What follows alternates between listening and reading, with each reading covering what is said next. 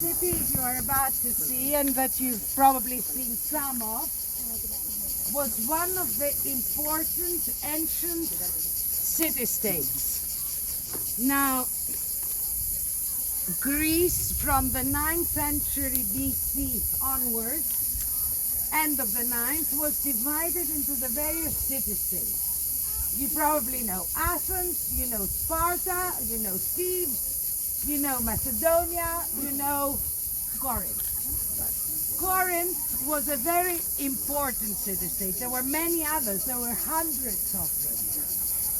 Corinth was a main one, and Corinth was a main one throughout time, not so much because of its great ability, it was really due.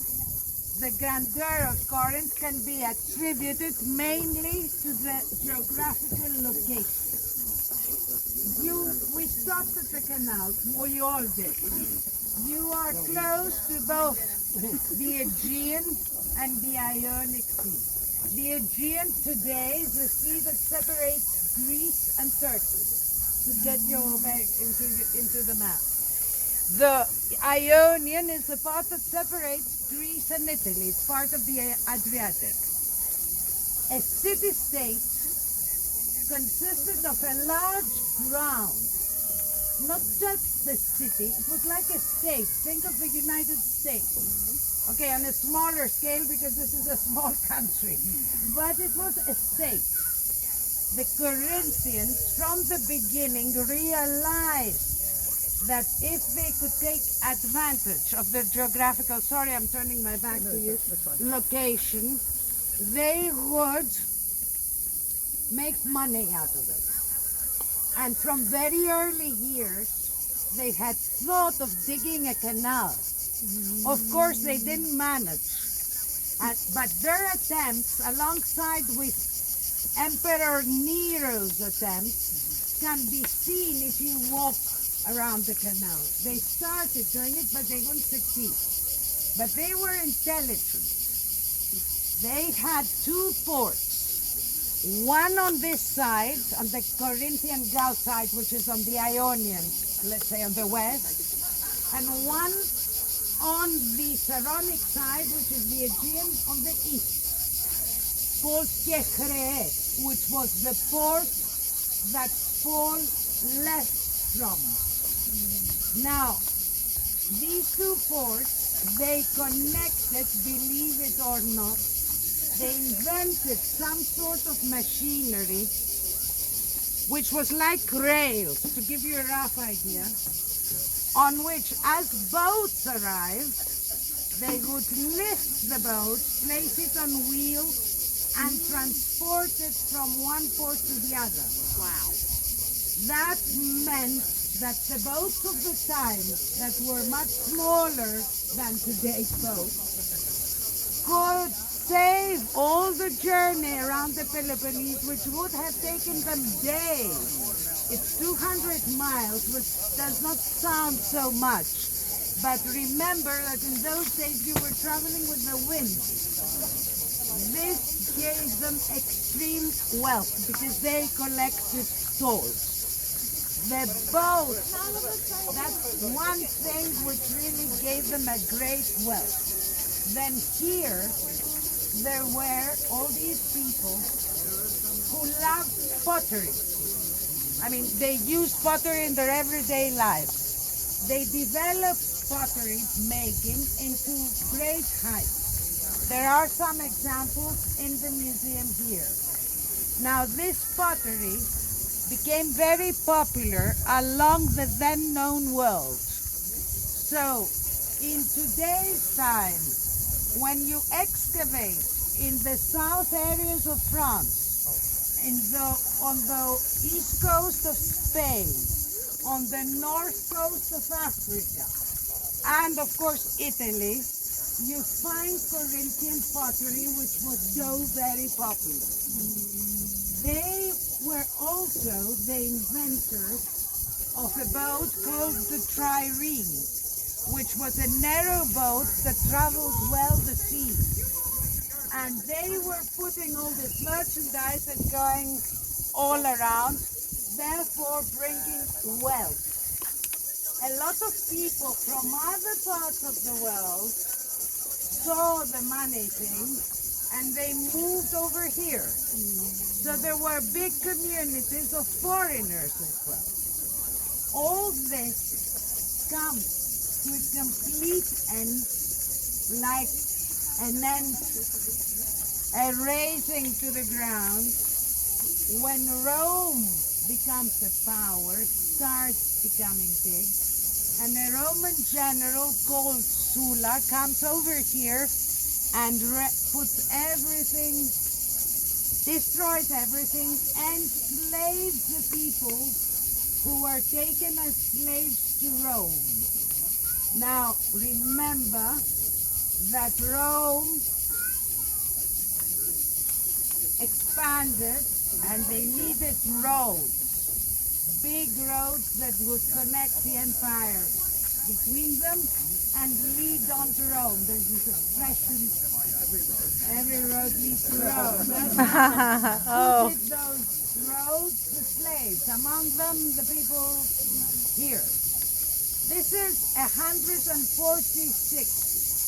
100 years later, okay, a little bit, 100 years later, Julius Caesar comes on the scene.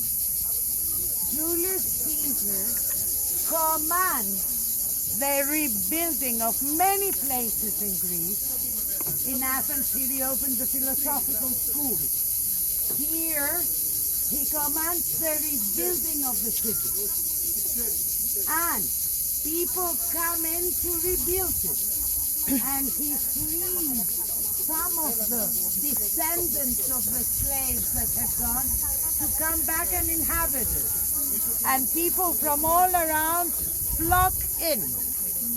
And this becomes big again. So it's a phase until from the 10th, 11th, because, okay, I said 9th century is the beginning of the city-state system, but there were people around here even before. 9th to 146, 100 years, nothing, and then a new life. And it becomes really big again. And it becomes really international again. Many Greeks, many Jewish people come over here because a lot of them were thrown out of Rome and they come here because the mentality of the people of the area was quite free, and this becomes really big. What you're about to see is only a small fraction of the ancient city. The city extended all, the city-state was big. The city itself was up to the water on this side and up to the water on the other side. And there were roads leading to the two ports that went in between houses. So two main roads, lots of little roads all around, and thousands of people living here. This part is being excavated by the American Archaeology School. In Greece you have the different schools operating. You have the American, the French, the German, the Belgian, the Swiss, the Italian, and I might forget others, alongside the Greek, because we don't have enough people and certainly not enough money. This 100 years.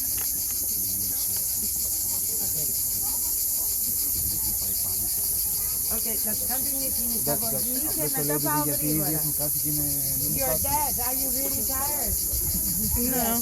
I'm finishing the introduction so we can walk, okay? So, what was I saying? I forgot now.